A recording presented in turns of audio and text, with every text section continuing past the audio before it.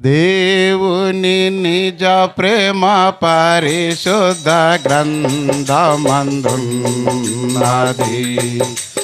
దేవుని నిజ ప్రేమ పరిశుద్ధ గ్రంథమందున్నది.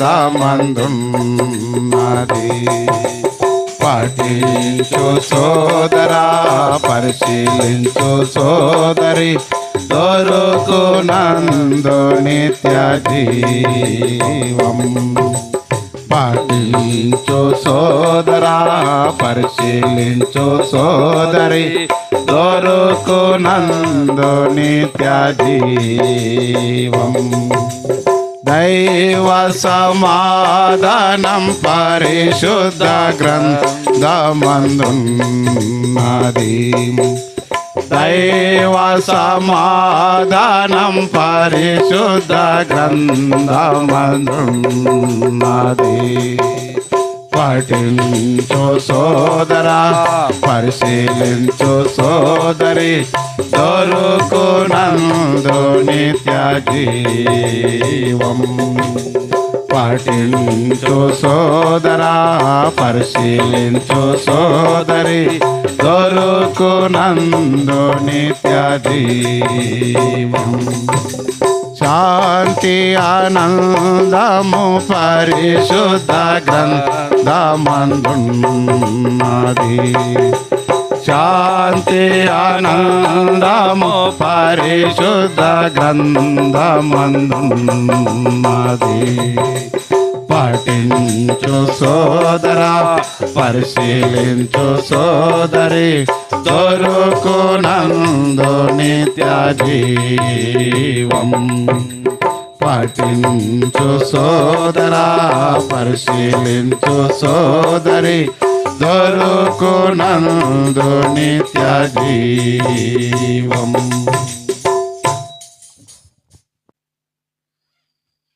ఈ సాయంకాల సమయంలో సహోదరుడు యోహాను, సహోదరి సునీత గృహంలో చేరి వచ్చిన పరిశుద్ధులందరికీ ప్రభువైన యేసుక్రీస్తు నామములో శుభములు తెలియపరుస్తూ ఉంటున్నాను. ఇవాళ ఫ్లారెన్స్ బర్త్డే కదా, ఫ్లారెన్స్ బర్త్డే. కాబట్టి బర్త్డే సందర్భంగా ఆయన మనల్ని ఆహ్వానించినాడు. కాబట్టి ఆహ్వానం మేరకు మనం వచ్చినాం. దేవుని వాక్యంలో రాయబడుతుంది కదా, మీరు ఏమి చేసినను దేవుని మహిమ కొరకు చేయండి. కాబట్టి మనం ఏం చేసినా దేవుని మహిమ కొరకు చేయాలి. కాబట్టి పరిశుద్ధ గ్రంథంలో నుంచి కొంత వాక్య భాగాన్ని మనము ధ్యానం చేద్దాం. రండి నాతో కూడా. మార్కు సువార్త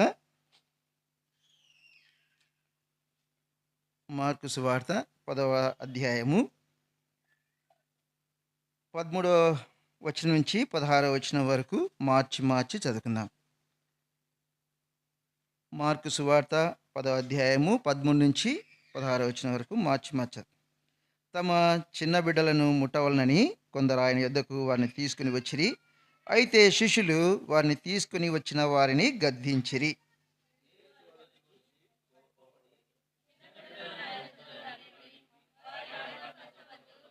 దేవుని రాజ్యము ఇలాంటి వారిది.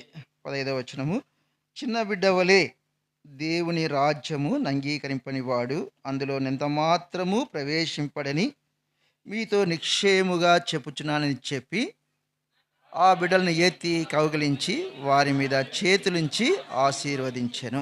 మరొక భాగము న్యాయాధిపతుల గ్రంథము 13వ అధ్యాయము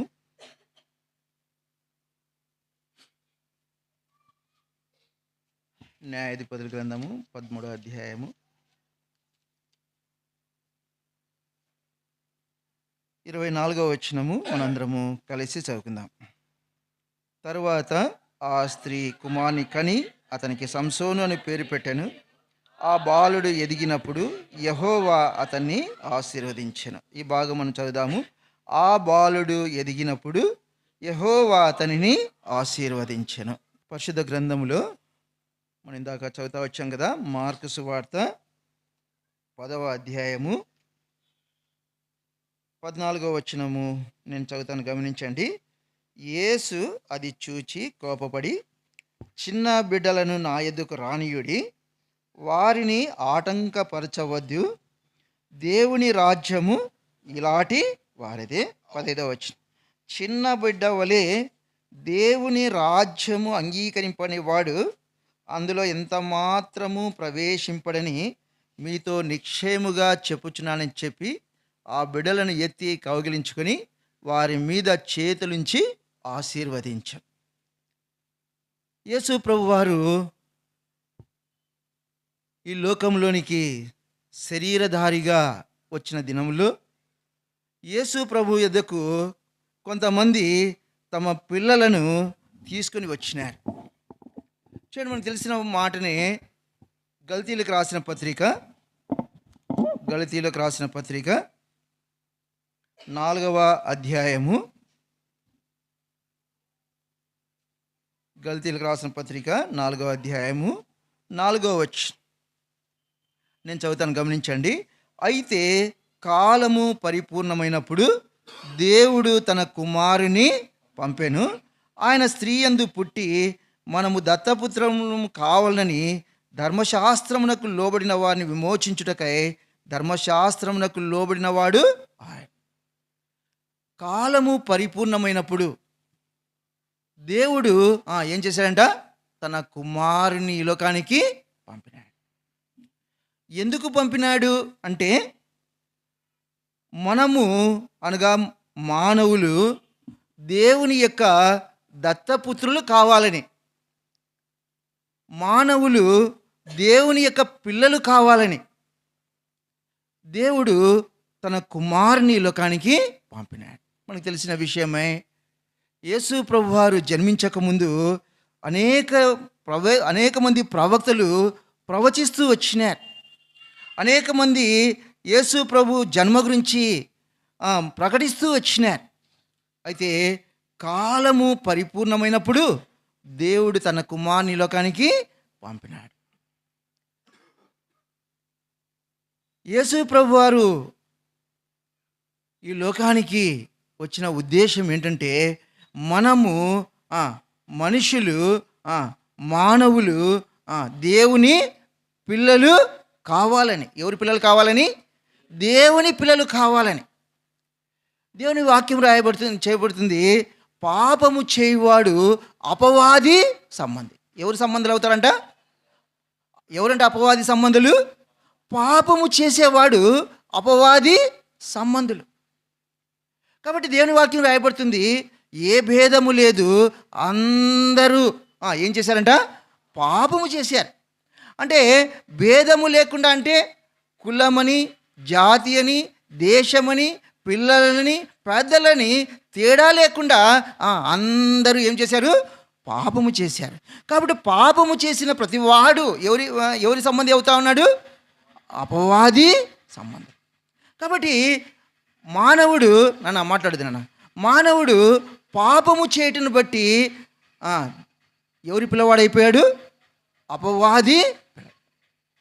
ఆది కాండంలో మనం చూస్తూ వచ్చినట్లయితే, దేవాది దేవుడు సృష్టినంతటిని తన మాట చేత కలుగునుగాక అంటే కలిగింది. ఆకాశము, భూమి, సూర్యచంద్రులు సమస్తము కూడా దేవుడు తన మాట చేత కలిగజేశాడు. అయితే మానవుని గురించి చూడ రాయబడుతుంది. ఆది కాండము మొదటి అధ్యాయము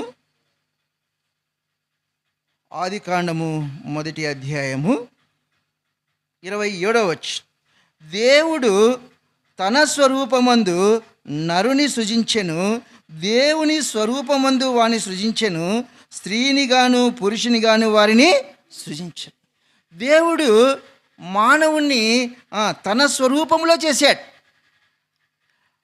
ఆది మానవుడు ఆదాము ఎవరి పోలికలో ఉంటా వచ్చినాడు? దేవుని పోలికలో ఉంటా వచ్చినాడు. అయితే ఈ మానవునికి దేవుడు ఒక ఆజ్ఞాపిస్తా వచ్చినాడు. ఏమని? అయ్యా, ఈ ఏదెను తోటలో ఉన్నటువంటి సమస్త చెట్ల ఫలములను నువ్వు నిరభ్యంతరంగా తినవచ్చు.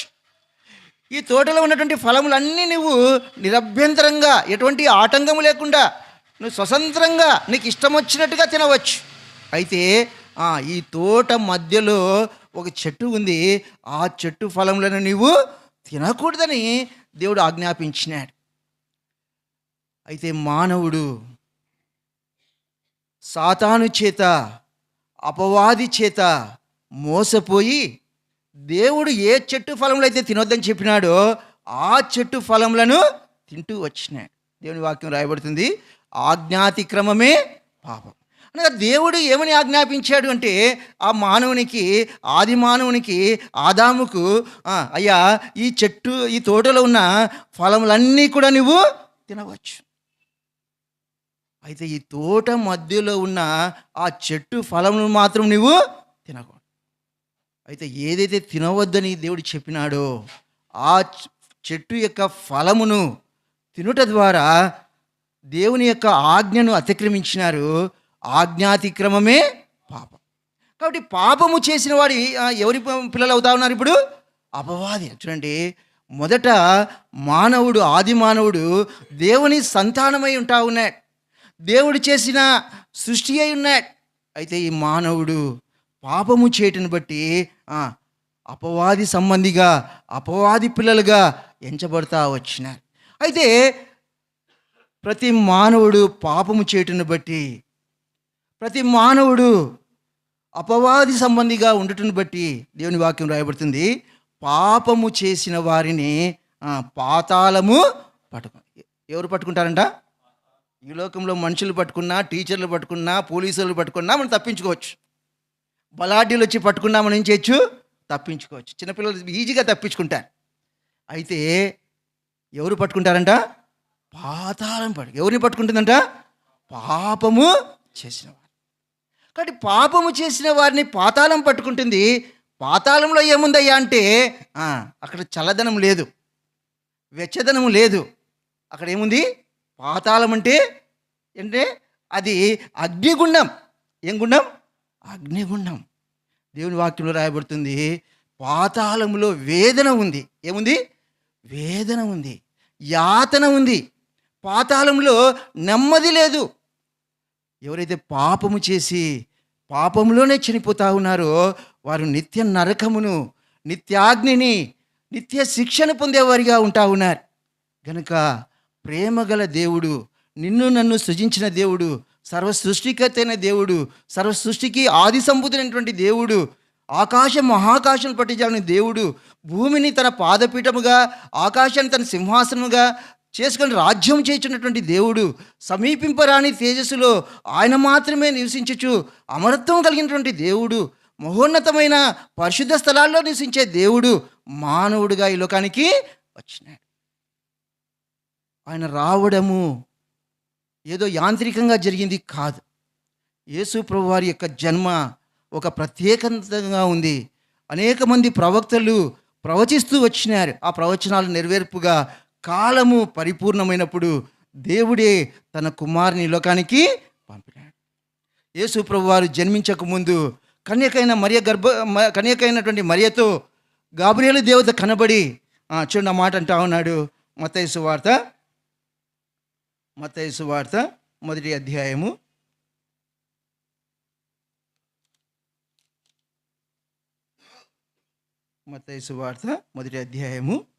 20వ వచనం చదవండి.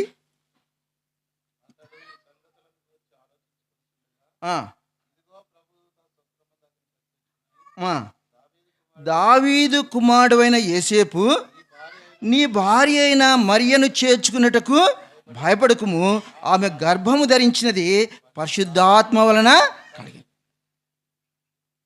మరియ అనే కన్యకతో యోసేపు అనే వ్యక్తికి ప్రదానము చేయబడింది.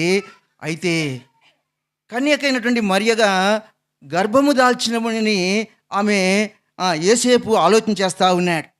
అంతే కదా, ఎవరైనా కూడా పెళ్ళి కాకముందు గర్భం ధరిస్తే ఎవరు కూడా ఇష్టపడరు. కాబట్టి తను అనుకుంటా ఉన్నాడు, పెళ్ళి కాకముందే కన్యక గర్భం ధరించింది, ఆమెను ఏం చేయాలనుకున్నాడు? విడనాడాలనుకున్నాడు.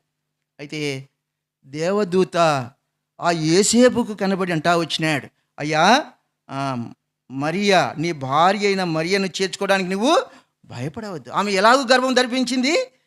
పరిశుద్ధాత్మ వలన కలిగింది. కాబట్టి పరిశుద్ధాత్మ వలన ఆమె గర్భమును ధరించిందని గాబ్రియేలు దూత కనబడి యోసేపుతో చెప్తా వచ్చినాడు. ఇంకా చూడండి, లూకాసు వార్తలో మనం చూస్తూ వచ్చినట్లయితే అక్కడ మరియతో కనబడి మాట్లాడుతూ చెప్పిన మాట రాయబడుతుంది. లూకాసు వార్త మొదటి అధ్యాయము 28వ వచనం, 27వ వచనం కూడా చదవనమ్మా.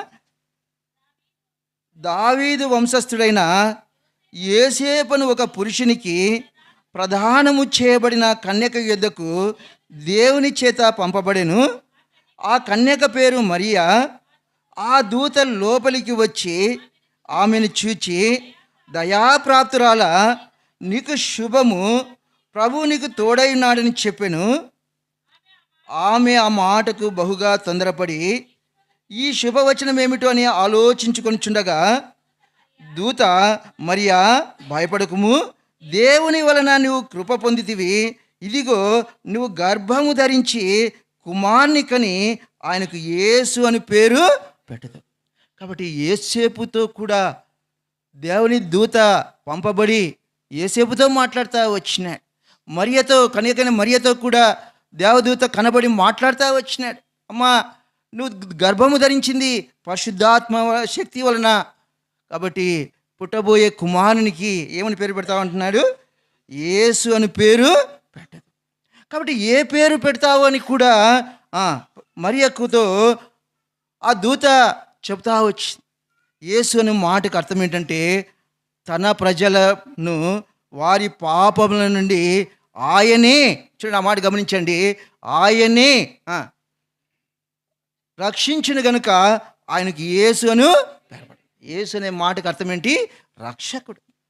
ఎక్కడి నుంచి రక్షించేవాడు? పాపముల నుండి రక్షించేవాడు. పాపముల నుండి రక్షించడానికి వచ్చినవాడు యేసు ప్రభు. కాబట్టి యేసు ప్రభు యొక్క జన్మ గురించి మనం చూస్తూ వచ్చినాము. పరిశుద్ధాత్మ శక్తి ద్వారా యేసు ప్రభు కన్యకైన మరియ గర్భములో జన్మిస్తూ వచ్చినాడు. ఆయన జన్మ ప్రత్యేకమైనది, ఆయన జన్మ పరిశుద్ధమైనది. అలాగున యేసు ప్రభు జన్మించాడు.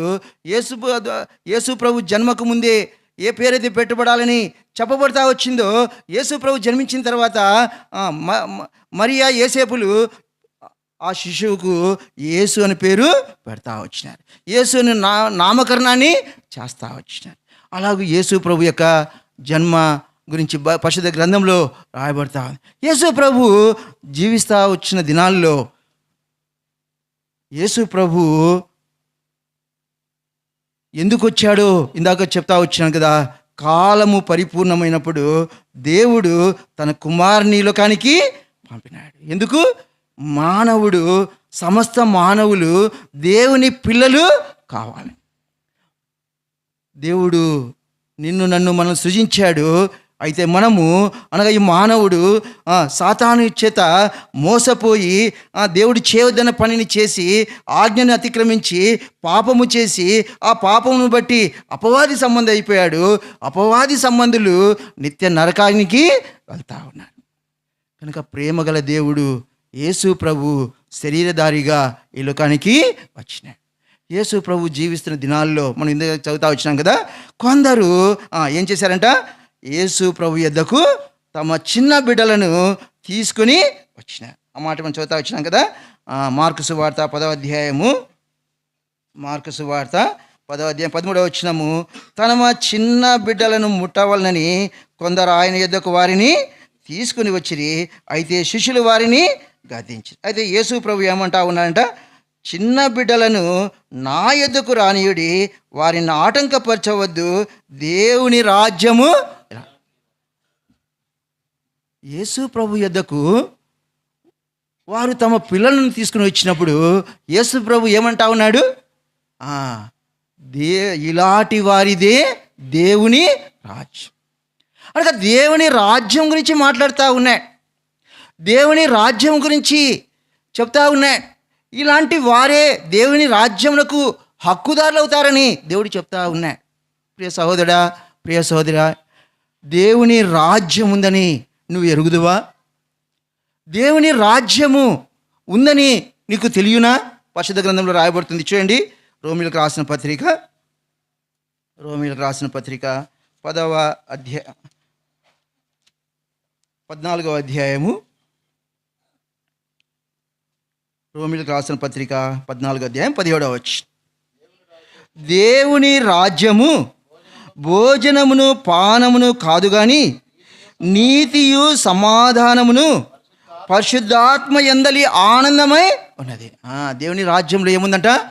నీతి ఉంది, సమాధానం ఉంది, పరిశుద్ధాత్మ యందలి సమాధానం, ఆనందం ఉంది. కాబట్టి ఈ రాజ్యంలోనికి ఎవరు ప్రవేశిస్తారంట? యేసుప్రభు అంటా వచ్చినాడు కదా, ఇలాంటి వారిది దేవుని రాజ్యం. ఎలాంటి వారిది? చిన్న బిడ్డ లాంటి వారిది దేవుని రాజ్యం. కాబట్టి చిన్న బిడ్డ లాంటి వారిది దేవుని రాజ్యం. కాబట్టి దేవుని రాజ్యము ఎలాంటిదిగా ఉంది? నీతితోనూ సమాధానముతోనూ పరిశుద్ధాత్మయందలి ఆనందంతో ఉంది. దానియేలు గ్రంథంలో రాయబడుతుంది, దేవుని రాజ్యము శాశ్వతమైనది. దేవుని రాజ్యం ఎలాంటిదంట? శాశ్వతమైనది. దేవుని రాజ్యము నిరంతరం ఉండేటువంటిది. ఎందుకంటే దేవుడు నిరంతరం ఉండేటువంటి వాడు. దేవునికి మరణము లేదు, ఆయన యుగ యుగములు జీవించేవాడు. కాబట్టి దేవుని రాజ్యము నిరంతరము ఉండేది. ఆ రాజ్యంలో ఏముందంట? నీతి ఉంది, సమాధానం ఉంది, పరిశుద్ధాత్మయందలి ఆనందం ఉంది. అయితే ఈ రాజ్యంలో ఎవరు ప్రవేశిస్తారట? చూడండి, రాయబడుతుంది 1 కొరింథీయులకు రాసిన పత్రిక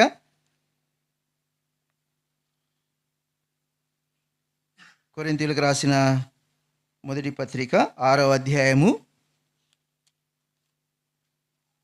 8వ వచనం నుంచి చదవండి. అయితే చేయుచున్నారు, అపహరించుచున్నారు. అయితే మీరు అన్యాయము చేయుచున్నారు, అపహరించుచున్నారు, మీ సహోదరులకే ఇలాగూ చేయుచున్నారు.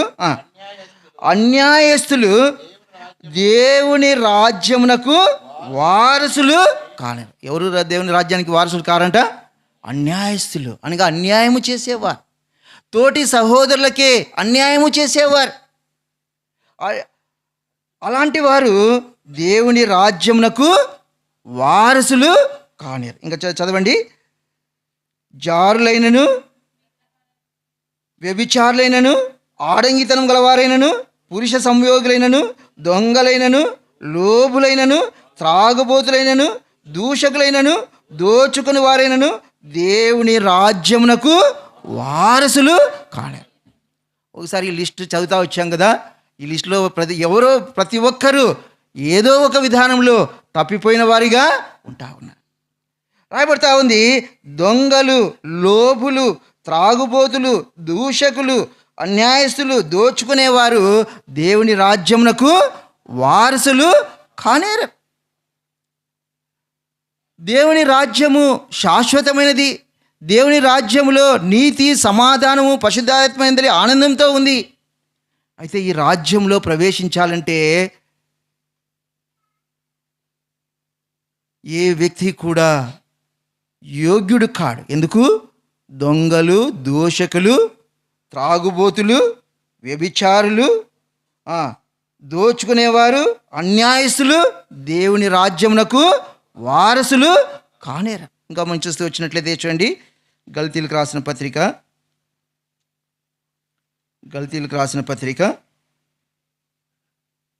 5వ అధ్యాయము 19వ వచనం చదవండి. శరీర కార్యములు స్పష్టమైనవి, అవేవనగా జారత్వము, అపవిత్రత, కాముకత్వము, విగ్రహారాధన, అభిచారము, ద్వేషములు, కలహము, మత్సరములు, క్రోధములు, కక్షలు, భేదములు, విమతములు, అసూయలు, మత్తతలు, అల్లరితో కూడిన ఆటపాటలు మొదలైనవి. వీటిని గూర్చి నేను మునుపు చెప్పిన ప్రకారము ఇట్టి వాటిని చేయువారు దేవుని రాజ్యమును స్వతంత్రించుకున్నారని మీతో స్పష్టముగా చెబుతున్నాను. క్రోధము కలిగిన వారు, కోపము కలిగిన వారు, అసూయ కలిగిన వారు, ద్వేషము కలిగిన వారు, అబద్ధం ఆడేవారు,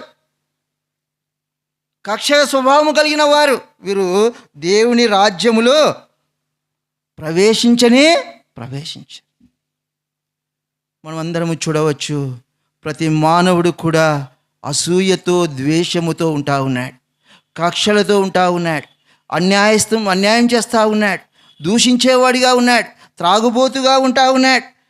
అంత మాత్రమే కాదు, అల్లరితో కూడిన ఆటపాటలతో కూడిన జీవితాన్ని కలిగిన వాడిగా ఉన్నాడు. ఇలాంటి వారిని చేసేవారు, ఇలాంటి క్రియలు చేసేవారు దేవుని రాజ్యములో ప్రవేశించ.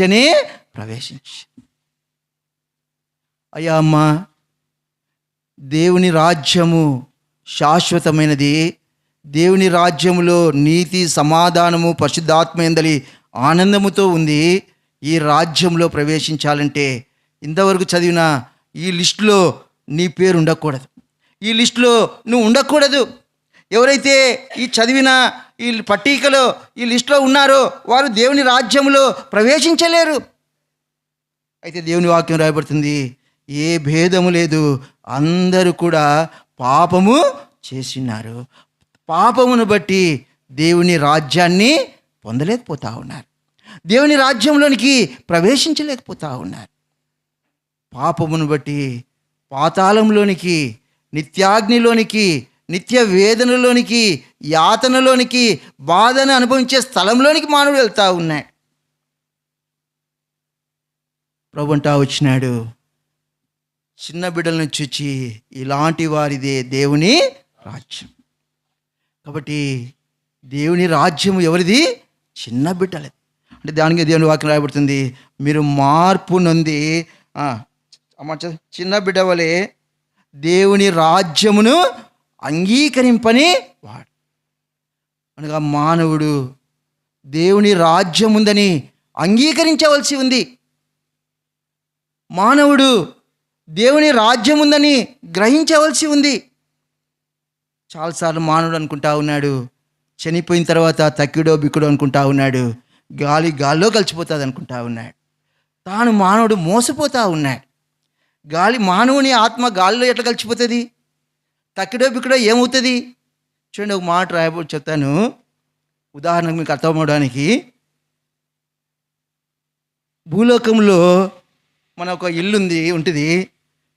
అది ఎవరి ఇల్లు అంటాం మనం? అది నా ఇల్లు అంటాం, లేక మన ఇల్లు అని అంటాం. కాబట్టి మన ఇంటిలోనికి పోవాలి అంటే ఏం చేస్తాం మనం? ఇప్పుడు కాళ్ళు కడుక్కొని లోపలికి వెళ్తాం. ఈ దినాల్లో బాత్రూంలోకి వెళ్ళిపోయినాయి అనుకోండి. ఇంతకుముందు పేరు ఉండేది, ఇంటి బయట తొట్టె ఉండేది. ఆ తొట్టెలో ఏం నీళ్లు పెట్టి ఉండేవాళ్ళు. ఎవరైనా సరే, ఆ ఇంటి యజమాని ఎవరైనా సరే ఇంట్లోకి రావాలంటే ఏం చేయాలా? కాళ్ళు కడుక్కొని ఇంట్లోకి వెళ్ళాలా. వేరే స్థలంలో ఎక్కడికి పోయినా కాళ్ళు కడుక్కొని ఇంట్లోకి మన బయట లోపలికి పోనే పోం. ఒక ఇల్లు అనే స్థలంలోకి మాత్రమే ఏం చేస్తాం మనము? కాళ్ళు కడుక్కొని మనం పవిత్రపరచుకొని లోపలికి వెళ్తాం. ఎందుకు? అది ఇల్లు. అదే సమయంలో దేవుని రాజ్యం అంటే అది దేవుడుండే స్థలం. దాన్నే దేవుని ఇల్లు అని కూడా చెప్పవచ్చు. దాన్ని కొంతమంది స్వర్గం అని పిలుస్తారు, కొంతమంది దాన్ని మోక్షం అని పిలుస్తారు. పరిశుద్ధ గ్రంథంలో రాయబడుతుంది అది పరలోకం. దేవుడుండే స్థలం పేరే పరలోకం. మరి ఈ పరలోకంలోనికి, దేవుడుండే ఇంటిలోనికి నీవు ప్రవేశించాలంటే, నేను ప్రవేశించాలంటే మనము పవిత్రపరచబడవలసి ఉంది. అనగా మానవుని ఆత్మ పరిశుద్ధపరచబడితే తప్ప దేవుని రాజ్యంలోనికి, దేవుని ఇంటిలోనికి ప్రవేశించలేడు. మరి నీ ఆత్మ పరిశుద్ధపరచబడాలంటే మార్గం ఏముంది? దేవుని వాక్యం రాయబడుతుంది, రక్తము చిందింపబడకుండా మానవునికి పాప క్షమాపణ లేదు. హెబ్రీయులకు రాసిన పత్రికలో రాయబడుతుంది, చూడండి, హెబ్రీయులకు రాసిన పత్రిక 13వ అధ్యాయము, హెబ్రీయులకు రాసిన పత్రిక 13వ అధ్యాయము 12వ వచనం. కావున యేసు కూడా తన స్వరక్తము చేత ప్రజలను పరిశుద్ధపరచుటకై గవిని వెలుపట శ్రమ పొందినాడు. అనగా నిన్ను నన్ను పరిశుద్ధపరచడానికి, నిన్ను నన్ను పవిత్రులుగా చేయడానికి, నీ నా పాపమును పరిహరించడానికి, నీ నా పాపమును బట్టి కలిగిన దోషమును తీసివేయడానికి యేసు ప్రభు గవిని వెలుపట ఏం పొందినాడంట? శ్రమ పొందినాడు. ఏంటి ఆ శ్రమ? సిలువలు. తన చేతులకు మేకులు కొట్టబడతా వచ్చినాయి. అనగా మానవుడు చేతుల ద్వారా చేసిన పాపమును బట్టి తన చేతులకు మేకులతో కొట్టబడతా వచ్చినాయి. యేసు ప్రభు వారి యొక్క కాళ్ళకు మేకులతో శీలలు కొడతా వచ్చినాయి సిలువలో. ఎందుకంటే మానవుడు పోకూడని స్థలాలకు వెళ్తా వచ్చినాడు. మానవుని యొక్క మార్గము పాప సంబంధమైనది కనుక మానవుడు చేసిన పాపమును బట్టి యేసు ప్రభు వారి యొక్క కాళ్ళకు మేకలు కొట్టబడతా వచ్చినాయి. యేసు ప్రభు వారి యొక్క తలకు ముండ్ల కిరీటం పెట్టబడతా వచ్చింది. ఎందుకంటే మానవుడు తలంపుల ద్వారా చేసిన పాపల నిమిత్తమై యేసు ప్రభు వారి యొక్క తలకు ముండ్ల కిరీటం పెట్టబడతా వచ్చి, మానవుని యొక్క పాపముల నిమిత్తమై యేసు ప్రభు వారు కొరడా దెబ్బలు తింటా వచ్చినాడు. ఆయన ఏ పాపము చేయలేదు, ఆయన నోట ఏ కపటము లేదు. యేసు ప్రభు వారిని శిలువకు అప్పగించాలని తీర్పుకు తీసుకెళ్ళినప్పుడు పిలాతు రాజు అయితే కావచ్చు, హేరోదు రాజు కావచ్చు, ప్రధాన యాజకులు కావచ్చు, మహాసభలోని వారు కావచ్చు, ఎవరికి కూడా యేసు ప్రభులో పాపముందని రుజువు చేయలేకపోతా వచ్చినారు. యేసు ప్రభులో ఏ నేరమును కనుగొనలేకపోతా వచ్చినారు. అటువంటి పరిశుద్ధమైన జీవితమును యేసు ప్రభు జీవించినప్పటికీ మన అందరినీ, సర్వమానవాళ్ళనందరినీ పరిశుద్ధపరచుట కొరకై గవిని వెలుపట యేసు ప్రభు వారు ఆ శిలువలో మానవుని యొక్క పాపపు శిక్షను అనుభవిస్తూ వచ్చినాడు.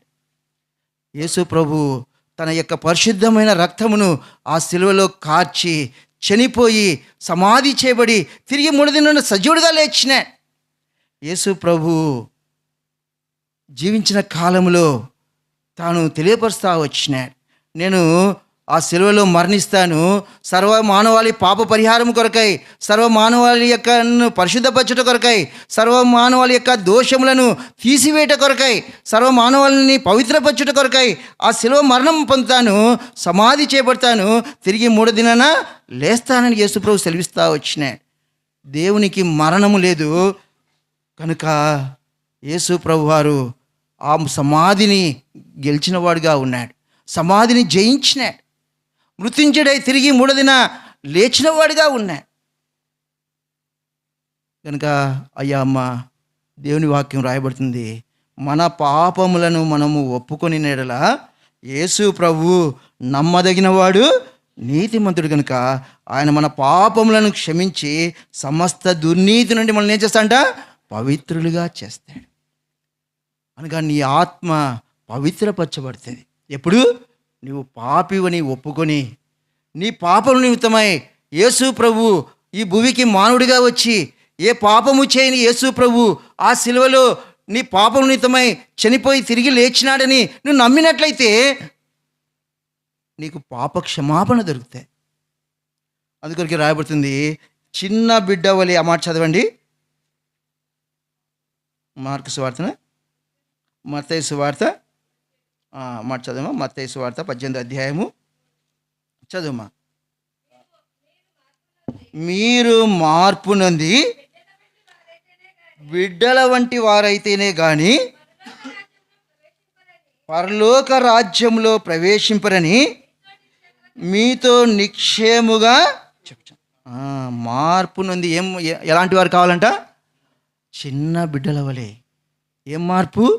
నీ పాపముల విషయమై నువ్వు పశ్చాత్తాపడి, నీ పాపముల విషయమై నువ్వు ఒప్పుకొని, నీ పాపముల విషయమై యేసు ప్రభు మాత్రమే క్షమించే అధికారం కలిగిన వాడని నువ్వు నమ్మి విశ్వసించి నీ పాపాలు ఒప్పుకున్నట్లయితే యేసు ప్రభు నీ పాపాలు క్షమిస్తాడు.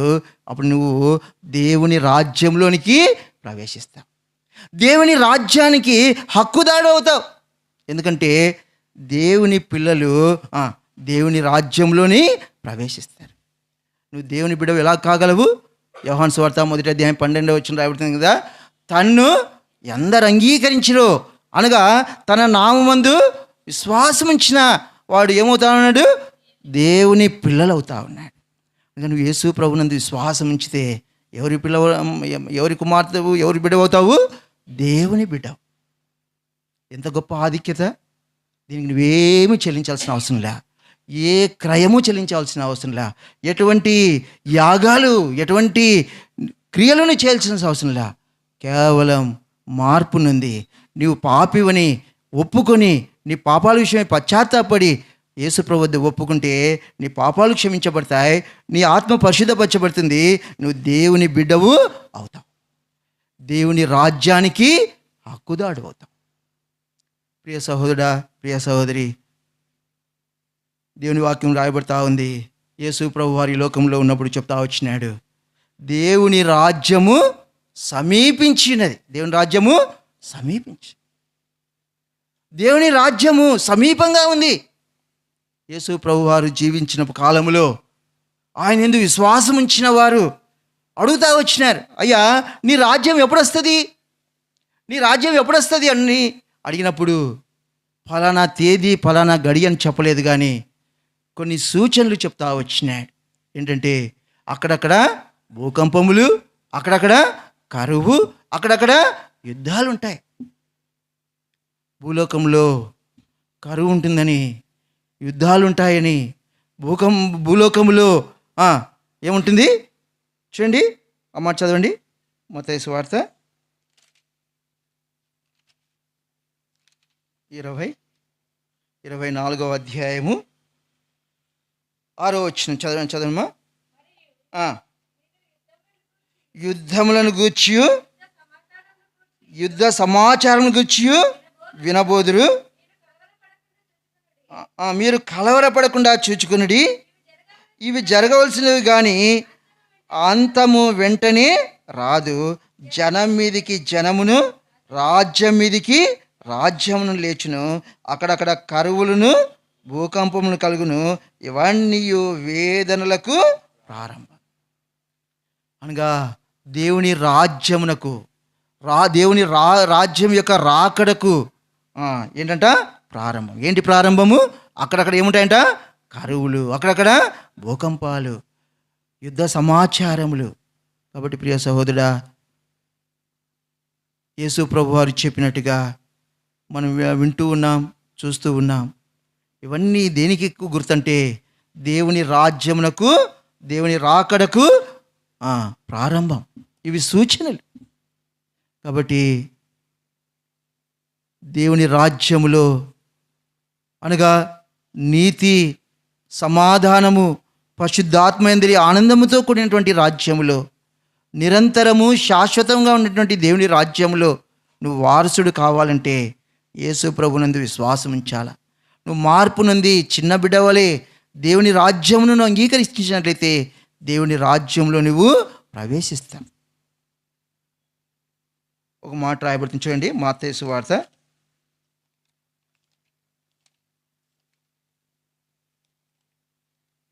6 మీ పేర్లు జీవ గ్రంథమందు, ఎక్కడ? లూకాసు వార్తనా? లూకాసు వార్త 10వ అధ్యాయము చదువుమా.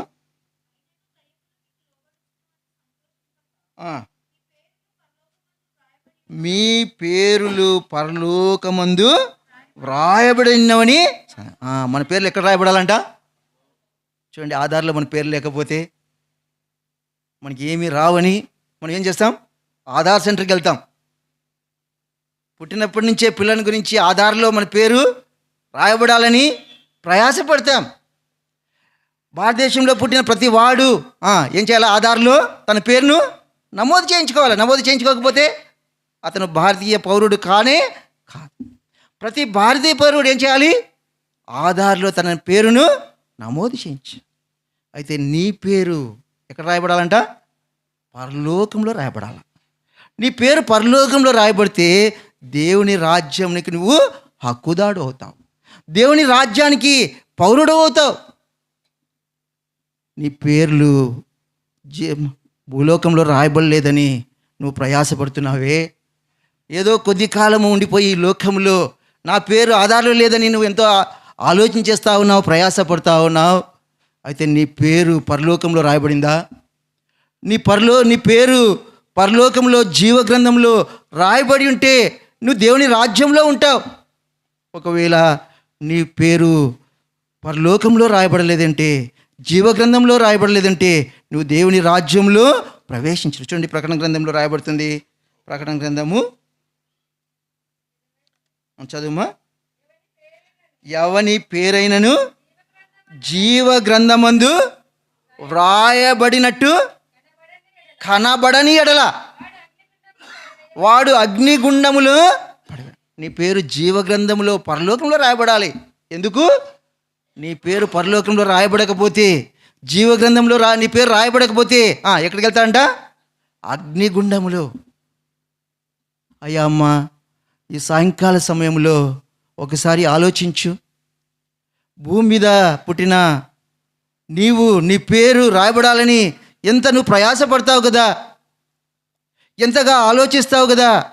సెంటర్కి వెళ్ళి నా పేరు ఆధార్లో నమోదు చేయించుకోవాలి, నమోదు చేయించుకుంటేనే గవర్నమెంట్ నుంచి నాకు ఆయా రకాలైనటువంటి ప్రతిఫలాలు వస్తాయని నువ్వు ఆశిస్తా ఉన్నావే. మంచిదే. అయితే నీ పేరు జీవగ్రంథంలో రాయబడాల్సిందే. ఎందుకు? మానవుడు భూమి మీద శాశ్వతముగా జీవించలేడు. దేవుని వాక్యం రాయబడుతుంది, మరణము చూడక బ్రతుకు నరుడు ఎవడు? మరణమును చూడకుండా ఈ లోకంలో బ్రతికే నరుడు ఎవడు కూడా లేడు. ఏదో ఒక దినాన నువ్వు మరణాన్ని ఎదుర్కోవాల్సిందే. ఏదో ఒక రీతిగా, ఏదో ఒక విధానములో ఈ లోకాన్ని నువ్వు విడిచిపెట్టవలసి ఉంది. ఈ లోకంలో ఉన్నప్పుడే నీ పేరును ఎక్కడ రాయబడాలి? పరలోకంలో జీవగ్రంథంలో రాయబడాలి. రాయబడిందా? నీ పేరు జీవగ్రంథంలో ఉందా? నీ పేరు పరలోకంలో ఉందా? అయితే సంతోషమే, దేవునికి మహిమ కలుగును గాక. ఒకవేళ నీ పేరు ఇంకా జీవగ్రంథంలో రాయబడలేదంటే, నీ పేరు పరలోకంలో రాయబడలేదంటే, ఎవరి పేరు జీవగ్రంథంలో రాయబడినట్టు కనబడకపోతే ఆ రోజు వారు ఎక్కడికి వెళ్తారంట? అగ్నిగుండంలోనికి. ఏ గుండం? అగ్నిగుండం. ఏసీలోకి పంపిస్తారంటే మంచిదేలే, ఏసీలోకి పంపిస్తే ఏసీ కాదు అది. ఏం గుండం అది? అగ్నిగుండం. నేను కూడా 1991 సంవత్సరంలో యేసు ప్రభునందు విశ్వాసం ఇచ్చినాను. నాకు కూడా మరణ భయం ఉంటా వచ్చింది. నాకంటే చిన్నవాళ్ళు చనిపోయినప్పుడు నాకు భయం వేస్తూ వచ్చింది. నా సరి వయసు వాళ్ళు చనిపోతే భయం వేస్తూ వచ్చింది. నాకంటే పెద్దవాళ్ళు వృద్ధులు చనిపోతే భయం వేస్తూ వచ్చింది. మరణం అనే భయం నన్ను వెంటాడుతూ వచ్చి, ఆ మరణాన్ని విన్నప్పుడు, ఆ మరణ వార్తను విన్నప్పుడు, లేకపోతే మరణాన్ని చూచినప్పుడు నాకు కూడా భయం వేస్తూ వచ్చింది. నువ్వు కూడా ఒక దినాన మరణిస్తావు, ఆ మరణం నుంచి నేను తప్పించుకోలేనే. అయితే నేను కూడా యేసు ప్రభు వారి గురించి తెలుసుకుంటా వచ్చినాను. దేవుని మందిరానికి వెళ్తూ వచ్చినప్పుడు పరిశుద్ధ గ్రంథంలోని మాటలు నేను వింటా వచ్చినాను. అప్పుడు నేను కూడా తీర్మానం చేసుకున్నా, నా పేరు కూడా జీవగ్రంథంలో రాయబడాలి. అందుకొరకై యేసు ప్రభు నందు విశ్వాసం ఇచ్చినాను. యేసు ప్రభు దేవుడని, నా పాపముల కొరకై ఈ భూమికి మానవుడిగా వచ్చి నా పాపం నిమిత్తమై ఏ పాపము చేయని యేసు ప్రభు ఆ శిలువలో రక్తము కాచి చనిపోయి తిరిగి లేచినాడని నేను నమ్మిన. యేసు ప్రభువా, నా పాపాలు క్షమించు అని అడిగా. యేసు ప్రభు నా పాపాలు క్షమించినాడు. నా హృదయంలో నెమ్మది ఉంది. ఇప్పుడు మరణ భయం లేదు. ఏ భయం లేదు? మరణ భయం లేదు. ఒకప్పుడు మరణ భయం చాలా ఉండేది. అయితే ఇప్పుడు మరణ భయం లేదు. ఎందుకు? ఈ లోకంలో నేను శాశ్వతుని కాదు. ఏదో ఒక దినాన్ని ఈ లోకాన్ని నేను విడిచిపెట్టవలసింది. అయితే నా పేరు ఎప్పుడైతే నేను నా పాపాలు ఒప్పుకున్నానో, యేసు ప్రభు నా పాపాలు క్షమించినాడు. ఎవరి పాపాలు క్షమించబడ్డాయో వారి పేర్లు ఎక్కడ రాయబడతా ఉన్నాయి? జీవగ్రంథంలో. నా పేరు జీవగ్రంథంలో రాయబడిందని నమ్మకం ఉంది. చనిపోయిన జీవగ్రంథంలో నా పేరుంది కాబట్టి దేవుని రాజ్యంలో ఉంటాననే నమ్మకం నాకు కలిగింది. కాబట్టి ప్రియ సహోదరుడా, మైకు ద్వారా ఈ మాటలు వింటున్న సహోదరా సహోదరి, నీ పేరు జీవగ్రంథంలో పరలోకంలో రాయబడితే నువ్వు దేవుని రాజ్యంలో ఉంటావు. ఒకవేళ నీ పేరు జీవగ్రంథంలో రాయబడకపోతే నిత్యాగ్నిలో, అగ్నిగుండములో యుగ యుగములు బాధను అనిపిస్తావు. ఆ బాధ నుంచి తప్పించడానికి, ఆ నరకం నుంచి తప్పించడానికి యేసు ప్రభు ప్రేమతో నిన్ను పిలుస్తూ ఉన్నాడు. ప్రయాసపడి భారం మోసుకుంటున్న సమస్త జనులారా నా ఎద్దకు రండి. నువ్వు ఆయన ఎద్దకు వచ్చినట్లయితే ఆయనకు పాప క్షమాపణ ఇస్తాడు, నీ ఆత్మను శుద్ధి చేస్తాడు, నిన్ను పరిశుద్ధపరుస్తాడు. నీ పేరు జీవగ్రంథంలో రాయబడుతుంది. ఈ లోకాన్ని విడిచినా నువ్వు దేవుని రాజ్యంలో ఉంటావు. కనుక దేవుని యేసు ప్రభు వారు ఆ పిల్లలతో వారి తల్లిదండ్రులతో అంటా వచ్చినాడు, ఇలాంటి వారిదే దేవుని రాజ్యం. చిన్న బిడ్డ లాంటి వారిదే దేవుని రాజ్యం. చిన్న బిడ్డ వలె నువ్వు యేసు ప్రభునందు విశ్వాసం ఉంచి నీ పాపముల విషయమై పశ్చాత్తాపడినట్లయితే యేసు ప్రభు సిద్ధమైన మనసు కలిగిన వాడు నీ పాపములు క్షమించి నిన్ను పరిశుద్ధపరిచి నీ ఆత్మలో నెమ్మదినిచ్చి నీ జీవితాన్ని ఆశీర్వదించి నీ జీవితంలో తోడుగా ఉండి నడిపించేవాడిగా ఉన్నాడు. అంత మాత్రమే కాదు, ఈ లోకాన్ని విడిచిపెడితే దేవుని రాజ్యంలో నువ్వు ఉంటావు. ఒకవేళ నిర్లక్ష్యం చేసినట్లయితే నీకే నష్టం. నీ పేరు జీవ గ్రంథంలో రాయబడకపోతే నిత్యాగ్ని ఉందని నువ్వు జ్ఞాపకం చేసుకో. ఆ నిత్యాగ్ని నుంచి తప్పించబడాలని ఈ సాయంకాల సమయంలో ప్రభువైన యేసుక్రీస్తు ప్రేమను మేము పొందిన వారమై ఆ ప్రేమను కలిగి మీకు ఈ మాటలు తెలియపరుస్తుంటున్నాం. రెండోదిగా మనం చూస్తూ వచ్చినట్లయితే చూడండి, న్యాయాధిపతుల గ్రంథము అమ్మ చదివాం కదా. న్యాయాధిపతుల గ్రంథము 13వ అధ్యాయము 24వ వచనం చదవండి అన్నమాట. ఆ బాలుడు ఎదిగినప్పుడు యెహోవా అతనిని శిశువు ఏం చేయబడాలా? ఎదగాల. పుట్టిన బిడ్డ ఏమవ్వాలా? ఎదగాల. బిడ్డలో ఎదుగగలదా లేకపోతే ఏమనుకుంటాం? ఆ బిడ్డలో ఏదో ఒక శరీర లోపం ఉంది అనుకుంటాం. అయితే బిడ్డ ఎదిగినప్పుడు తల్లిదండ్రులకు ఏమో కలుగుతుంది? సంతోషం. బిడ్డ ఎదగకపోతే తల్లిదండ్రులకు ఆ కుటుంబ సభ్యులకు దుఃఖం. దేవుని వాక్యంలో రాయబడుతుంది, ఆ బాలుడు ఎదిగినప్పుడు దేవుడు ఏం చేశాడంట? ఆ వ్యక్తిని ఆశీర్వదించినాడు. నీవు నేను మనము అనగా ప్రభునందు విశ్వాసం ఇచ్చిన నీవు నేను మనము ఎదగవలసి ఉంది. ఎదుగుతున్నాం నా రోజు మా సంవత్సరాలు మా ఆయుష్ పెరుగుతుందని కాదు, అది కాదు. దేవుని వాక్యం రాయబడుతుంది, మొదటి పేతురు రాసిన పత్రిక, మనము రక్షణలో ఎదగాల. దేంట్లో ఎదగాల? రక్షణలో ఎదగాలి. చూడమాట చదవండి, మొదటి పేతురు రాసిన పత్రిక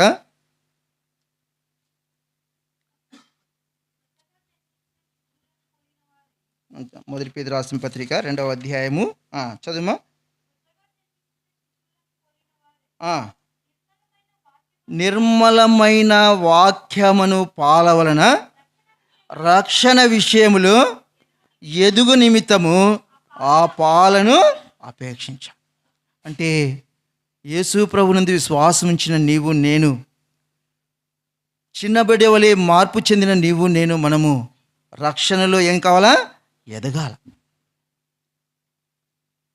ఫ్లారెన్స్ తల్లి గర్భం నుంచి బయటకు వచ్చినప్పుడు ఎన్ని సెంటీమీటర్లు ఉంటుంది? ఇప్పుడు 2 నెలలైందా? బిడ్డలో ఏమొచ్చింది? ఎదుగుదల వచ్చి. అదే రీతిగా నీవు నేను మనము యేసు ప్రభునందు విశ్వాసం ఉంచిన నీవు నేను మనము ఆత్మీయంగా ఎదగాల, అనగా రక్షణలో ఎదగాల. ఎదగాలంటే ఏం చేయాలంట? వాక్యం అనే పాలను అపేక్షించాలి. అనగా పరిశుద్ధ గ్రంథాన్ని చదవాలా, పరిశుద్ధ గ్రంథాన్ని అపేక్షించాలా. మనకు కూడా అపేక్ష అంటే కోరిక. అపేక్ష అంటే ఏంటి? కోరిక. మనకు కూడా కోరికలు ఉంటాయి, అవును కదా. పిల్లలు ఎదిగిన తర్వాత మగ పిల్లలు మనం అడిగితే ఏమవ్వాలనుకున్నామంటే డూమ్ డూమ్ డిష్ డిష్ అంటాడు. ఏమని? నేను ఎస్ఐ కావాలా, నేను మిలిటరీ పర్సన్ కావాలా అంటాడు, అవునా కదా. ఎందుకు? నేను అలాంటి వాడిగా కావాలి. కాబట్టి నీవు నేను మనకు కోరిక ఉండాలి. ఏం కోరిక? నేను రక్షణలో ఎదగాల. ఎందుకు? ఆ బిడ్డ ఎదిగినప్పుడు దేవుడు ఏం చేశాడంటే ఆ వ్యక్తిని, ఆ బిడ్డను ఆశీర్వదించినాడు. కాబట్టి మనం ఎదుగుతూ ఉన్నప్పుడు, అనగా రక్షణలో మనం ఎదుగుతున్నప్పుడు దేవుని ఆశీర్వాదాన్ని మనము పొందుతాం. కాబట్టి మనం ఎట్లా ఎదగలం? దేవుని వాక్యముని మనం ఏం చేయాలంట? కోరుకోవాలంట.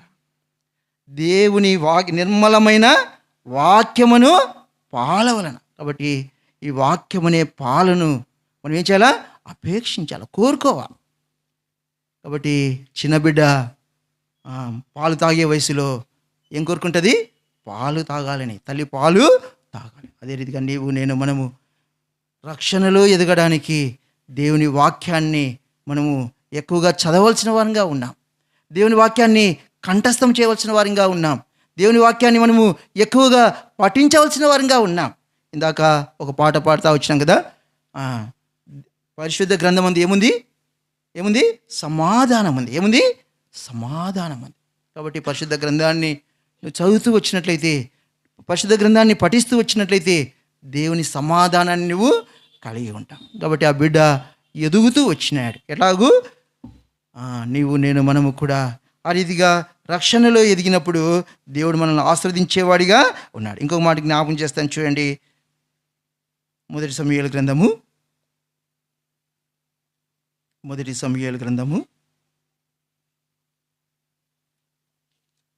2వ అధ్యాయము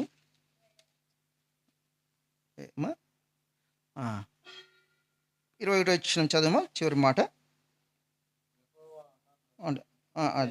అయితే బాలుడగు సమూయేలు యెహోవా సన్నిధిని ఉండి ఎదుగుతూ ఉన్నాడంట. దేవుని రక్షణలో ఎదుగు నిమిత్తం మనం ఏం తీసుకోవాలి? ఏం తీసుకోవాలా? హార్లిక్స్ బూస్ట్ తీసుకోవాల్సిందే బలానికి, శరీర బలానికి. అదే సమయంలో దేవుని వాక్యాన్ని మనము తీసుకోవాలి. అప్పుడు తీసుకున్నప్పుడు రక్షణలో మనం ఎదుగుతాం. ఎదిగిన వారుగా ఉన్న వారిని దేవుడు ఆస్వాదించారు. రెండోదిగా మనం చూస్తూ ఉన్నాం, ఈ బిడ్డ ఎక్కడ ఉండి ఎదుగుతూ ఉన్నాడంట? ఎక్కడుండి? దేవుని సన్నిధిలో ఉండి. కాబట్టి మనము ఎదగవలసిన స్థలం ఏంటి? ఎక్కడ? దేవుని సన్నిధి. దేవుని సన్నిధిలో మనం ఉంటే, దేవుని సన్నిధిలో మనం ఉన్నప్పుడు ఎదిగేవారిగా ఉంటాం. చాలాసార్లు దేవుని సన్నిధి నుండి మనం తొలగిపోయేవారిగా ఉంటాం. దేవుని సన్నిధిని విడిచిపెట్టేవారిగా ఉంటాం. దేవుని సన్నిధిని కోరుకునే వారిగా ఉంటాం. దేవుని సన్నిధిని రావడానికి ఇష్టపడని వారిగా ఉంటాం. అయితే ఆ బిడ్డ దేవుని సన్నిధిలో ఉండి ఏం చేసినాడు? ఎదుగుచూ ఉన్నాడు.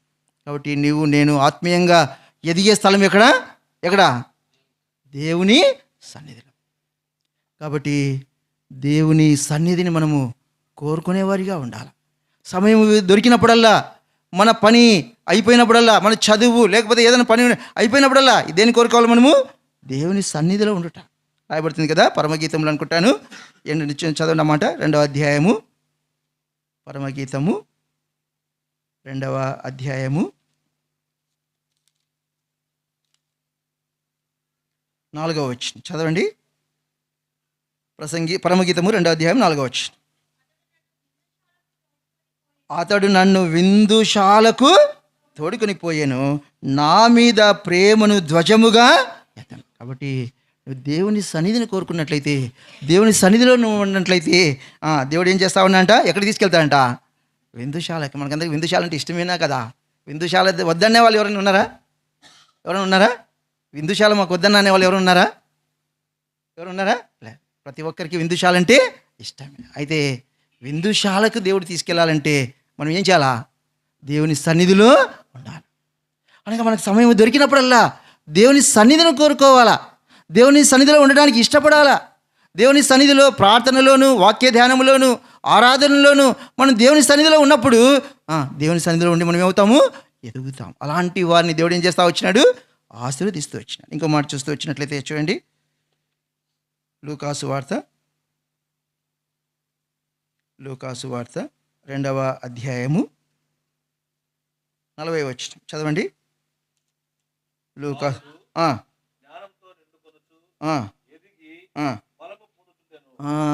బాలుడు ఎదిగి బలము పొందాడు. ఇంకా చూడమంటే మొదటి అధ్యాయము 80వ వచనం కూడా చదవండి.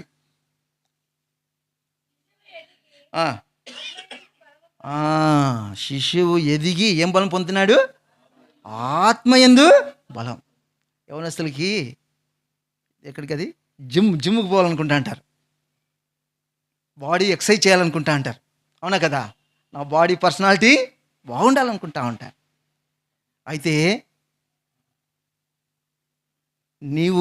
మనము ఆత్మ బలాన్ని పొందుకోవాలి.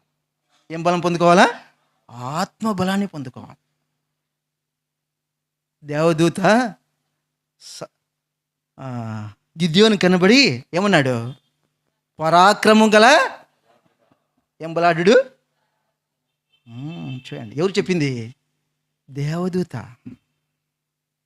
అంటే మనము ఆత్మలో ఏముండాలా? బలం పొందాలి. ఆత్మ బలమును పొందుకోవాలి. కాబట్టి ప్రియ సహోదరి, దేవుని వాక్యం రాయబడుతుంది, ఆ బాలుడు ఎదిగినప్పుడు దేవుని ఆశీర్వాదాన్ని పొందినాడు. కాబట్టి మనము దేవుని వాక్యాన్ని అపేక్షించి రక్షణలో ఎదగాల. దేవుని సన్నిధిని అనుభవించి మనం ఎదగాల. దేవుని సన్నిధిలో ఉండి ఏం పొందుకోవాలి మనము? ఆత్మ బలమును పొందుకోవాలి. చివరిగా మాట చదువుకుందాం. ఎఫెసీయులకు రాసిన పత్రిక 4వ అధ్యాయము. ఎఫెసీయులకు రాసిన పత్రిక 5వ అధ్యాయము 15వ వచనం. ఎఫెసీయులకు రాసిన పత్రిక 4వ అధ్యాయము 15వ వచనం. ప్రేమ కలిగి సత్యము చెప్పుచు క్రీస్తు వలె ఉండుటకు మనం అన్ని విషయాల్లో ఎదగాల. ఎవరి వలె ఉండటం ఎదగాలంట? బిడ్డకు అంటే మీకు ఎట్లా తెలియదు కానీ నాకు ఎవరైనా మీ పెద్ద పిల్లడు నీ మాదిరిగా ఉన్నాడంటే ఎక్కడ లేని సంతోషం లోపల, ఎక్కడ లేని ఆనందం అంట. నిన్ను చూసినా, నీ కుమారుని చూసినా, నిన్ను చూసినట్టే అంటే ఇంకా ఎక్కువ సంతోషం. ఎందుకు? నా పోలికలో ఉన్నాడు. కాబట్టి నీవు నేను మనం ఎట్లా ఉండటం ఎదగాలంట? క్రీస్తు వలె ఉండట. కనుక మన స్వారూప్యం, మన ఎదుగుదల ఎవరి వలె ఉండాలా? క్రీస్తు వలె ఉండాలి. ఈ లోకంలో ఇప్పుడు ఆ హీరోని వాడిని వీని చూసి వాడివడే గడ్డం ఉండాలా, వాడివడే హెండ్రింక్ ఉండాలా, వాడివడే గౌన్ ఉండాలా, వాడివడే షర్ట్ ఉండాలనుకుంటున్నాం మనం. అయితే మనము ఎదగాల్సింది ఎట్లా? ఎవరిని పోలి? క్రీస్తు వలె ఉండడానికి. ఆయన వలె మనము ఆయనను పోలి ఉండాలా. దేవుని వాక్యం రాయబడుతుంది, క్రీస్తు వలె ఉండటకు మనము ఎదగాల. మన ఎదుగుదల ఎట్లా, ఏ రీతిగా ఉండాలా? నేను క్రీస్తు వలె ఉండాలా, నేను క్రీస్తును పోలి ఉండాలా. ఇతరులు నన్ను చూచినప్పుడు ఇతను దేవుని బిడ్డ, ఇతడు దేవుని సంబంధి అన్నట్టుగా మన స్వభావం ఉండాలి, మన ప్రవర్తన ఉండాలి. అంటారు కదా, పేరు గొప్ప ఊరి దిబ్బ. పేరేమో ప్రసాద్ నాయకు, ప్రసాద్ అంటే శాంతి, ప్రసాద్ అంటే శాంతి. మరి మనిషిగా శాంతి లేకపోతే? పేరు గొప్ప, ఊరు దేవుని బిడ్డని పిలువబడతాం. అయితే మన పోలిక ఎవరిని పోలి ఉండాలా? క్రీస్తువుని పోలిక పెట్టుకోవాలా. మాదిరి మన రూమ్లో కూడా పెట్టుకోవాలా. ఏమని? యేసుప్రభు బొమ్మ కాదు, దేవునికి రూపము లేదు, ఆయనకి ఏ రూపము లేదు. దేవుని వాక్యం పెట్టుకోవాలా, దేవుని యొక్క నియమ నిబంధనలు పెట్టుకోవాలా. నేను ఈ రీతిగా ఉండాలా. నా దేవుడు ప్రేమ గలవాడు, నా దేవుడు యథార్థవంతుడు, నా దేవుడు సత్యవంతుడు, నా దేవుడు జాలి గలవాడు. నేను కూడా ఆ రీతిగా ఉండాలి. అది పోలికంటే. ప్రభు పోలికంటే ఏంటి? నా ప్రభు ఎలాంటి వాడు? యథార్థవంతుడు. నా ప్రభువు అన్యాయస్తుడు కాదు, నా ప్రభువు దూషకుడు కాదు, నా ప్రభువు చెడ్డ మాటలు మాట్లాడేవాడు కాదు, నా ప్రభువు దయగల మాటలు మాట్లాడేవాడు, నా ప్రభువు సత్యమైన మాటలు మాట్లాడేవాడు. కాబట్టి నా ప్రభువును, క్రీస్తును పోలి నేను నడుచుకో. దేవుడు రాయబడుతుంది, అపోస్తలుడైన పౌలు అంటా ఉన్నాడు, అయ్యా క్రీస్తు వలె ఉండుటకు మనం అన్ని విషయాల్లో ఏం చేయాలంట? ఎదగాలి. కాబట్టి మన గురి ఏమై ఉండాలా చెప్పండి? నేను క్రీస్తును. కాబట్టి పౌలు అంటా వచ్చినాడు కదా, ఎవరిని పోలి నడుచుకున్నాడంట? నేను క్రీస్తును పోలి నడుచుకున్నా. చూడండి, నా ప్రవర్తన, నా జీవితం, నా మాదిరి ఎవరిని పోలి ఉంది? క్రీస్తుని. చాలా చాలా సందర్భాల్లో మనం తప్పిపోయారుగా ఉంటా ఉన్నా. కాబట్టి ప్రియ సహోదరుడా, ప్రియ సహోదరి, నీవు నేను మనము క్రీస్తు వలె ఉండుటకు అన్ని విషయాల్లో మనం ఏం చేయాలా? ఎదగాల. కాబట్టి పౌలు భక్తుడు అంటా వచ్చినాడు, నేను క్రీస్తును పోలి నడుచుకుంటాను. కాబట్టి నా జీవితంలో ఎవరిని పోలి నడుచుకోవాలా? ఈ లోకంలో ఉన్నటువంటి వారిని వీళ్ళని చూడొద్దండి. ఆ డ్రెస్ వేసిందే, ఈ తమ్ముడు ఆ డ్రెస్ వేసుకున్నాడే, అవసరంలే మనకు. మన గురి ఎవరి మీద ఉండాలా? నా ప్రభువును పోలి నేను నడుచుకోవాలి. నా ప్రభు యొక్క పోలిక నాలో కనబడాలి. అప్పుడు దేవునికి ఏం కలుగుతుంది? సంతోషం. చివరిగా ఒక మాట చదివి ముగిస్తాను. మత్తయి సువార్త 2వ అధ్యాయంలో రాయబడుతుంది, ఆ తూర్పు దేశపు జ్ఞానులు అంటా వచ్చినారు, మేము ఆయనను పూజించుటకు వచ్చితే అంటూ.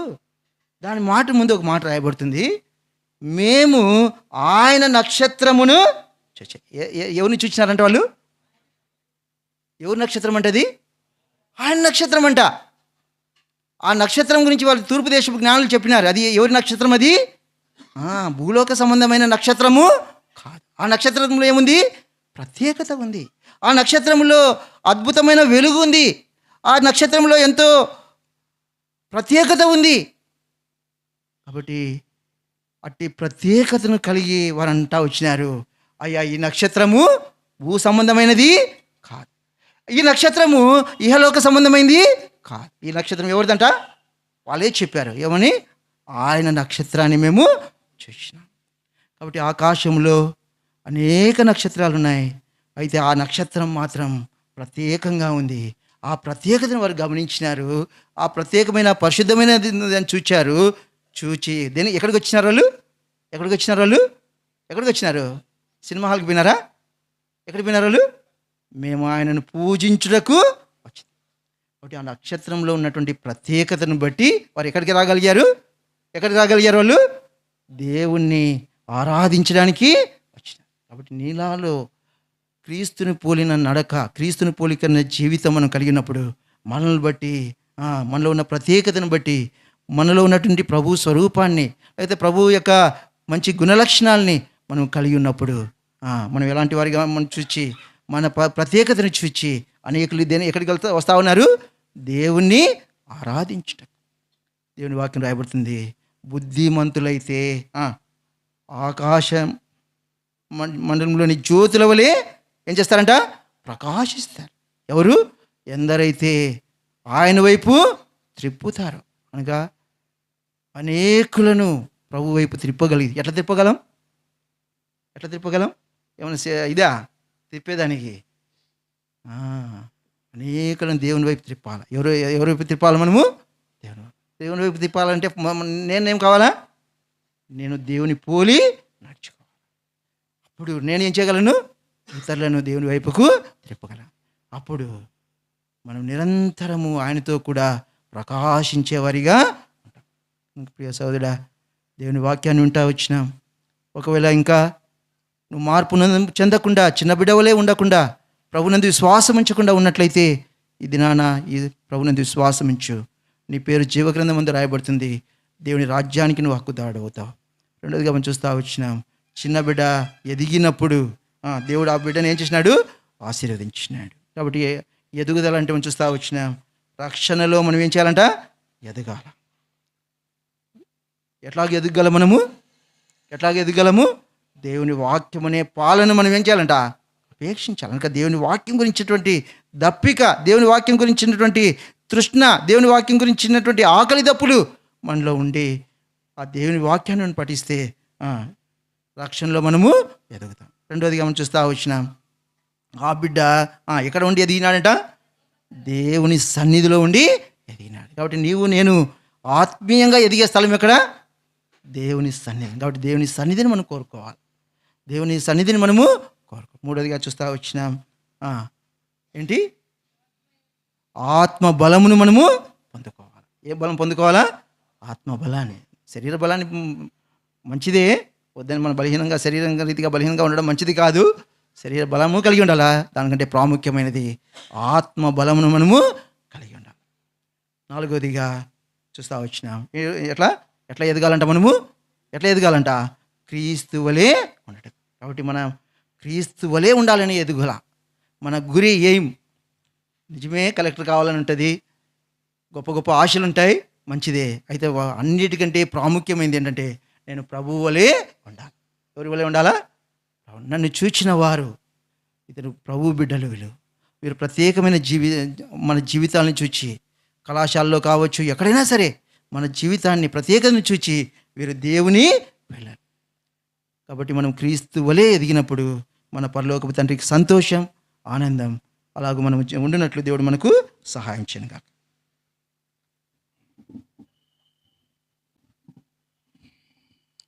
అందరూ కూడా తలలోంచి కళ్ళు మూయండి, మోకరించడానికి వీలు లేదు కాబట్టి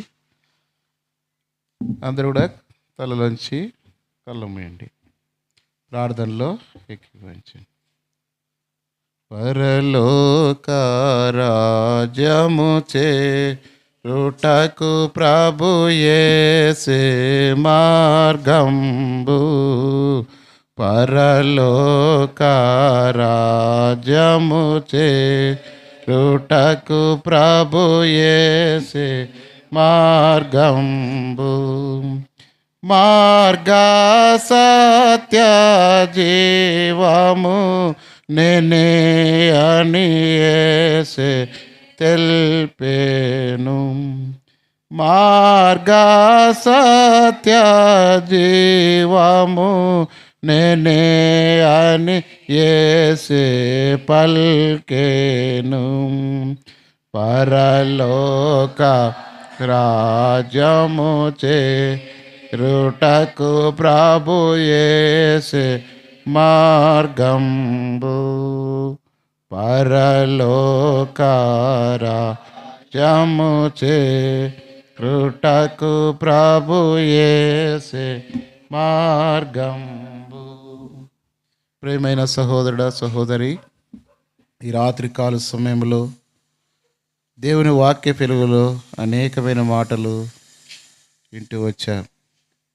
దేవుని రాజ్యంలో ప్రవేశించాలంటే ప్రభువైన యేసుక్రీస్తునందు విశ్వాసం ఉంచాలి. ఎందుకంటే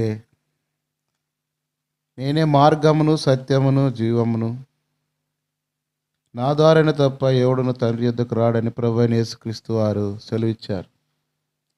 ఆయన రాజ్యం చేరాలంటే అన్యాయస్తుల దేవుని రాజ్యానికి వారసులు కానేరని దేవుని వాక్యం సెలవిబడుతుంది. జారులుగా,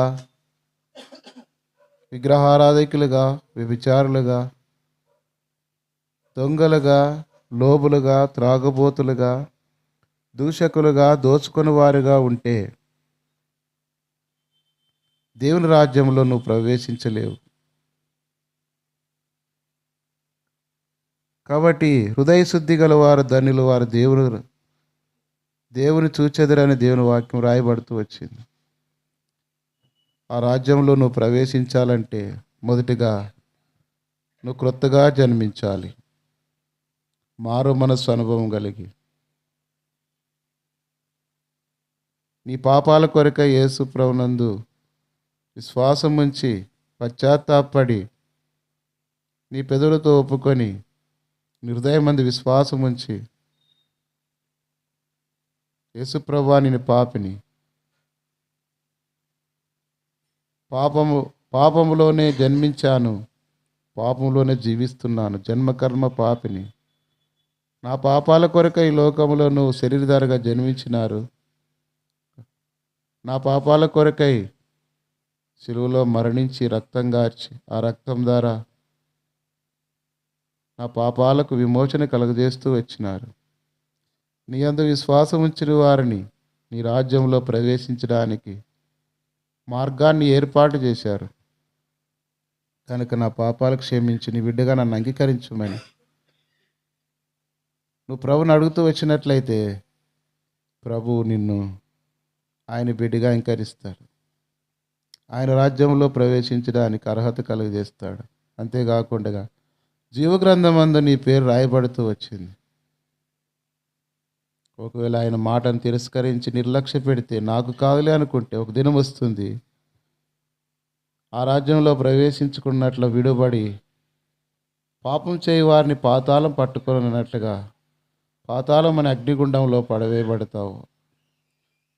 ఆ శిక్ష నీకు రాకూడదనే ప్రేమ కలిగిన దేవుడు, ప్రేమాస్వరూపైన దేవుడు యేసుక్రీస్తు వారు ఈ మాటలు నీకు తెలియపరిచాడు. నువ్వు ఉన్న చోటనే ఆయనందు విశ్వాసం ఉంచి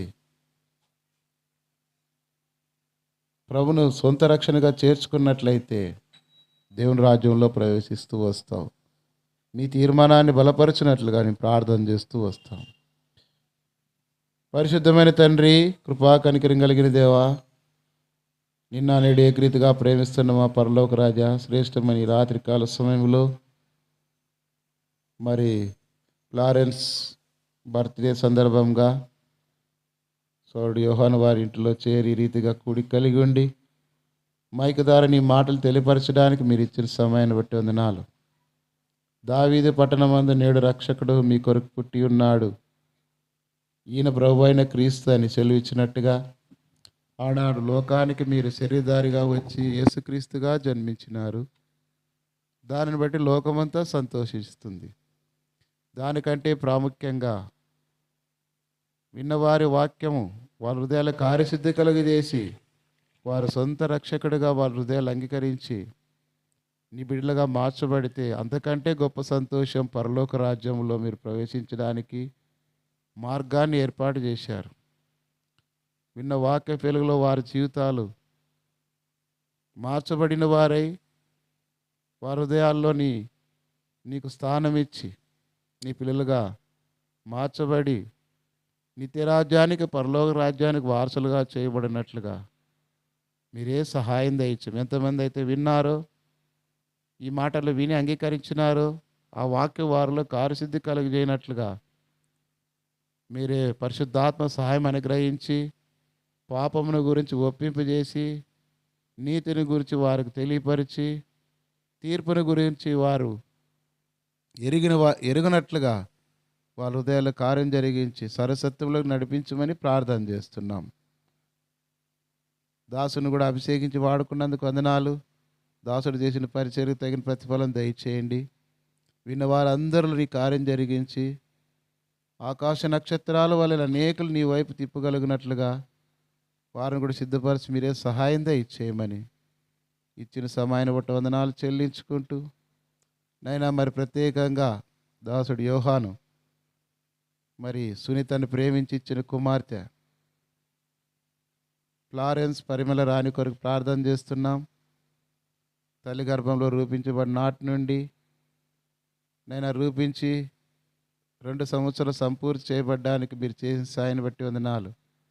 ప్రతి విధమైన అనారోగ్యమైన పరిస్థితుల్లో ప్రతి విధమైన అపాయం కీడుల్లోని తప్పించి బిడ్డనింత వరకు నీ సన్నిధానంలో ప్రభా అనేక బలహీనతల నుండి విడిపించి తప్పించి సజీవ లెక్కలో ఉంచుకొని కాపాడుతూ భద్రపరుస్తూ వచ్చిన దాన్ని బట్టి వందనాలు చెల్లించుకుంటున్నాం.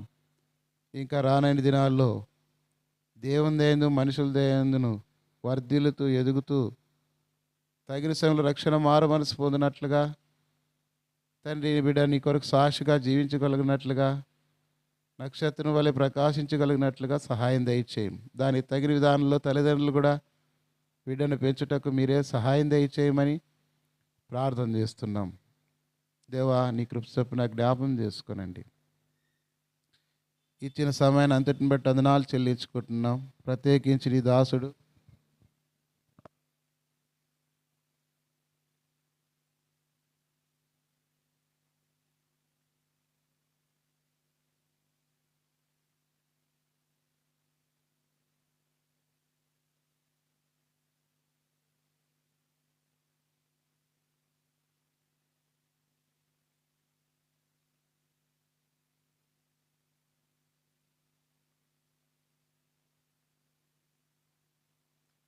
చేరి వచ్చిన సంఘమును నీ ప్రజలందరినీ కూడా పేరు పేరు జ్ఞాపం చేసుకునండి. ఇంకా ఎవరైతే రక్షణ మారు మనసు లేదో వారందరికీ రక్షణ మారు మనసు దయచేయండి. ప్రభా, రక్షించబడిన వారు ఆత్మీయంగా దేవుని సన్నిధిలో ఎదుగుతూ ఆకాశ నక్షత్రాల వలె వారు కూడా ప్రకాశించడానికి ప్రభా ఒక నూతనమైన కార్యం వారిలో జరిగించి సహాయం దయచేయమని దాసుడు మరి ప్రసాదన్న అక్క మంజులకు కూడా మొదలకు రావడానికి మీరు చేసిన సాయాన్ని బట్టి వందనాలు చెల్లించుకుంటూ చేరు వచ్చిన వారిని అందరినీ పేరు పేరు జ్ఞాపం చేసుకోమని ముందున్న సమయాన్ని దీనికరంగా మార్చమని మా ప్రభుడు రక్షకుడైన యేసుక్రీస్తు వారి శ్రేష్టమైన నామంలో తగ్గించుకొని స్తుతించి ప్రార్థించి వేడుకొనుచున్నాం తండ్రి. ఆమేన్.